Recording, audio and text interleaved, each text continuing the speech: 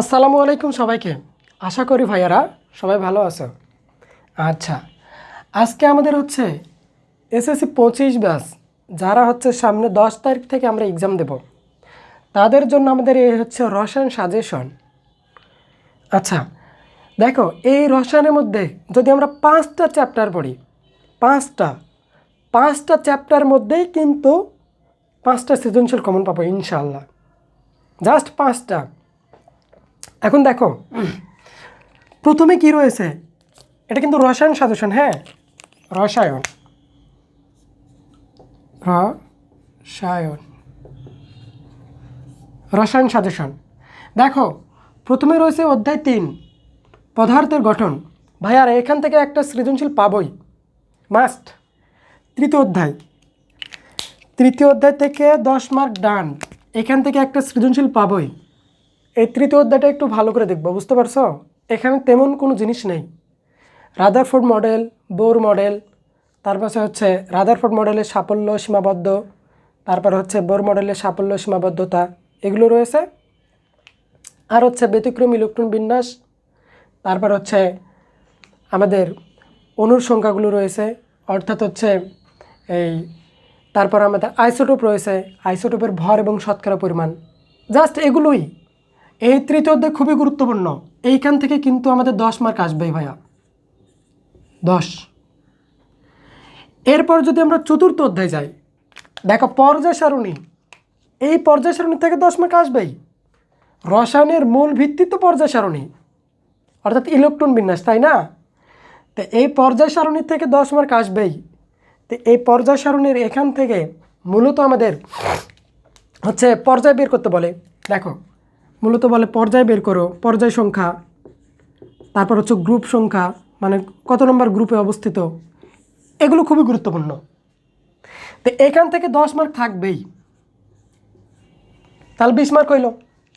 এইবার ভাইয়া দেখো পঞ্চম অধ্যায় রাসায়নিক বন্ধন।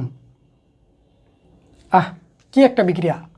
সমযোজী বন্ধন, আয়নিক বন্ধন, এগুলো রয়েছে। তারপর হচ্ছে তড়িৎ ঋণাত্মকতা, ইলেকট্রন আসক্তি, তারপর হচ্ছে পরমাণুর ব্যাসার্ধ। মোস্ট ইম্পর্টেন্ট অধ্যায় এই রাসায়নিক বন্ধন।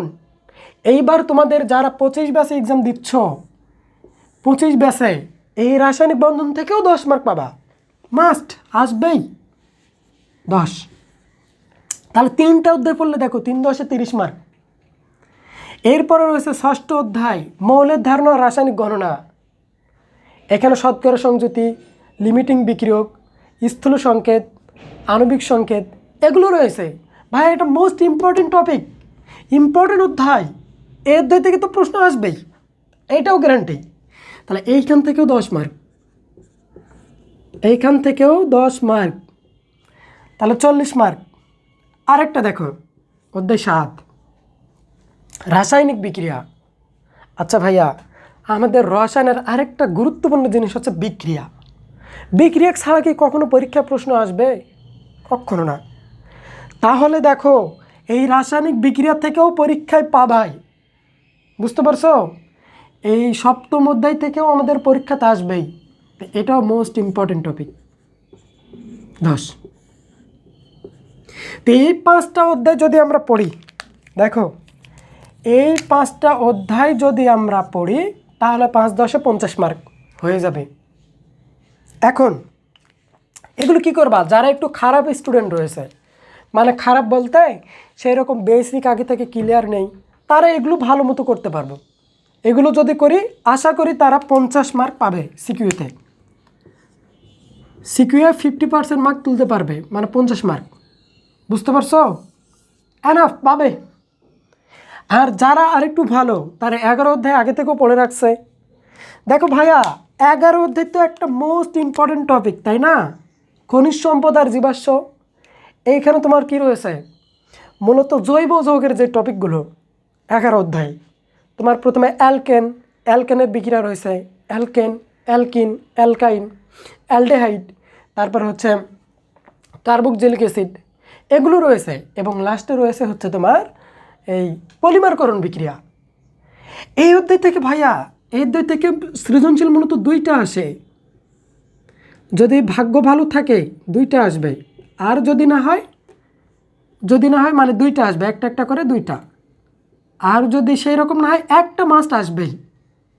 তো কেউ যদি এ অধ্যায় পড়ে থাকো তাহলে এর অধ্যায় থেকেও 10 মার্ক পাবা, এটা ন্যূনতম। এর অধ্যায় থেকে 10 অথবা 20 মার্ক 2টা আসবে। বুঝতে পারছো? তাই আশা করি যারা একটু মানে খারাপ বলতে সেই রকম একটু আগে থেকে বেসিক ক্লিয়ার করো নাই, তো এখন তো সেই রকম আর টাইম নেই, তাই না? তারা কি করব, তারা এই তৃতীয় অধ্যায় একটা ইজি অধ্যায়, চতুর্থ অধ্যায়, পঞ্চম অধ্যায়, ষষ্ঠ অধ্যায়, সপ্তম অধ্যায়, এই 5টা অধ্যায় যদি দেখে যাও তাহলে কিন্তু A+ উঠবে। বুঝতে পারছো? আর MCQ এর জন্য বাকি চ্যাপ্টারগুলো দেখব। এই মোটামুটি আমাদের রসায়নের সাজেশন। তো যারা 25 বছর আসো তারা টাইম এখন নষ্ট করার দরকার নেই। মনে প্রাণে যে একটা টার্গেট রাখো, এই তৃতীয় অধ্যায় ভালো করে শেষ করব, জাস্ট এখানে কয়েকটাই টপিক। বুঝতে পারছো? তৃতীয় অধ্যায় যদি আসি, মূলত রাদারফোর্ড মডেল, বোর মডেল, তারপর এই রাদারফোর্ড মডেলে কয়টি মতবাদ দিয়েছিল? 3টা। কৌণিক ভরবেগ সম্পর্কিত মতবাদ, শক্তিস্তর সম্পর্কিত মতবাদ, তারপর সেই শক্তির শোষণ এবং বিকিরণ সম্পর্কিত মতবাদ, এগুলোই। চতুর্থ অধ্যায় পর্যায় সরণি, এটা দেখো অনেকটা ইজি অধ্যায়। যে ক্ষার ধাতু, মৃৎক্ষার ধাতু, তারপর অবস্থান্তর মৌল, তারপর মুদ্রা ধাতু, তারপর সামুদ্রিক লবণ উৎপন্নকারী মৌল মানে হ্যালোজেন গ্রুপ, নিষ্ক্রিয় গ্রুপ, এগুলোই। রাসায়নিক বন্ধনটা দেখো, আয়নিক বন্ধন, সমযোজী বন্ধন, এগুলো আসবেই। বুঝতে পারছো? মৌলের ধারণা এবং রাসায়নিক বিক্রিয়া, এই 5টা অধ্যায় যদি দেখো তাহলে ভাইয়া তোমার কিন্তু পরীক্ষায় A+ শিওর উঠবেই, A+। দেখো এখানে খারাপ স্টুডেন্ট আর ভালো স্টুডেন্ট যাই করুক না কেন, এই 5টা অধ্যায় যদি টার্গেট রাখো ইনশাল্লাহ 50 মার্ক পাবাই। তা আশা করি রসায়ন সাজেশন বুঝছো। আর যদি এই তৃতীয় অধ্যায়, চতুর্থ অধ্যায় মানে এগুলোর মধ্যে কোন কোন টপিক গুরুত্বপূর্ণ সেগুলোর ভিডিও আমি ইনশাল্লাহ দেব। তো সবাই ভালো থাকবা। আসসালামু আলাইকুম।